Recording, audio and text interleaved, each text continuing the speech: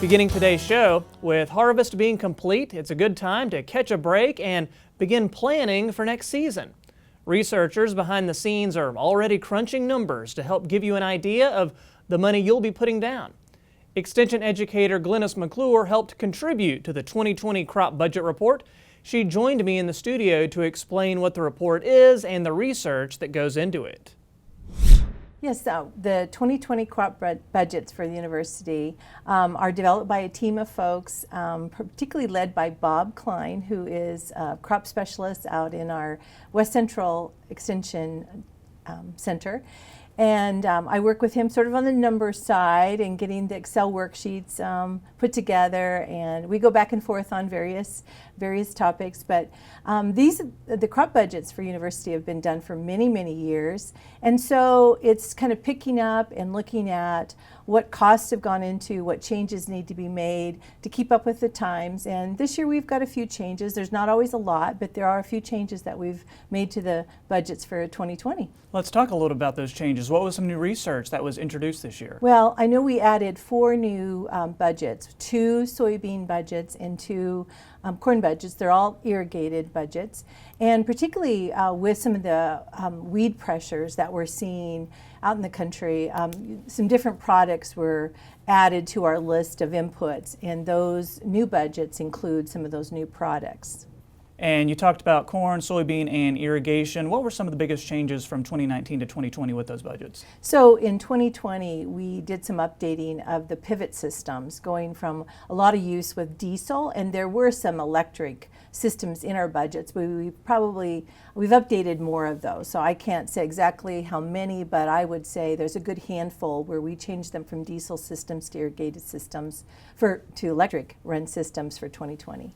Did you see any increase in costs elsewhere throughout the budgets?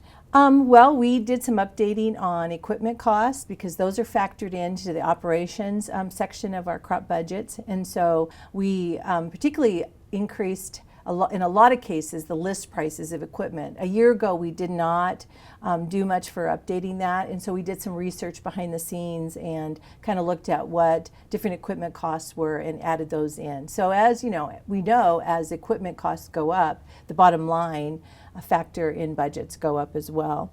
And then there were input costs. We always update those, and there were actually I think I counted about 6 or 7 herbicides that were added into the budget. So again, new products being introduced, and sometimes we'll see costs on those go up, and in some cases the cost will actually go down. Just depends on what's happening in the marketplace there. So, and then also I think one of the other things that we did, which I was sort of glad to see, as we know, farmers are producing really more and more. Of course, some given years you aren't going to have the production, and you do need to factor that in. But we did increase and make some changes to yields in many cases for the 2020 budgets. And you mentioned how herbicides are having some decrease in costs. Are you seeing decreases elsewhere in these budgets? I really didn't, for the most part. I'd say probably 70% or more of most of the input costs really do go up slightly. Okay, there's a few cases where some costs might go down. And when you and the researchers were going through this, was there any part of the budget that you were particularly happy to see that you found as some particularly positive news? Well, again, I think the bottom line cost per bushel or per unit went down, and I guess that is a factor in a lot of cases. If you're increasing production, then your cost per unit's going down. So again, those yield increases were maybe 5 to 10 bushel. They weren't much more than that, but I was glad to see that happened, and also it sort of drives down that per unit cost. And with the upcoming Ag Budget Calculator, that'll be helpful too, right? Right. We are in the midst of developing a new budget calculator, and we'll still be entering information similar to what we have here for our crop budgets, but this will be a great opportunity for folks to go in and customize their budgets and come up with their cost of production. But I should say, these are posted in Excel and also a printable file. So Excel, there's ways to modify the current budgets the way they are, but I really think, particularly when you're talking about the complement of machinery, and everybody's